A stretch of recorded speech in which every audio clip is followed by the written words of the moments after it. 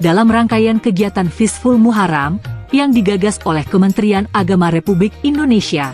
Salah satu agendanya adalah kegiatan Lebaran Yatim dan Difabel. Kegiatan ini dilaksanakan pada hari Jumat tanggal 4 Juli 2025, bertepatan dengan 10 Muharram 1447 Hijriah. Satu kesatuan, satu harapan, meraih keberkahan, adalah tema yang diangkat pada kegiatan Lebaran Yatim dan Difabel ini.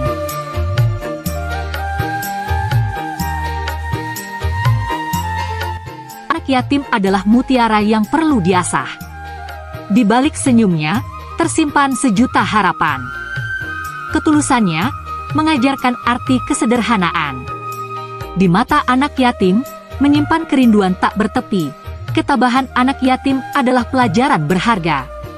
Anak yatim adalah amanah dari Allah Subhanahu wa Ta'ala.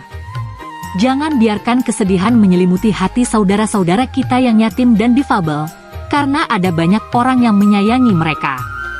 Teruslah semangat dan raih mimpi-mimpi. Kalian tidak sendirian, kami ada untuk kalian. Semoga Allah selalu melindungi dan memberikan kebahagiaan. Amin. Apa yang kita berikan nantinya akan kembali lagi kepada kita. Tidak ada yang lebih berharga daripada berbagi dalam persaudaraan.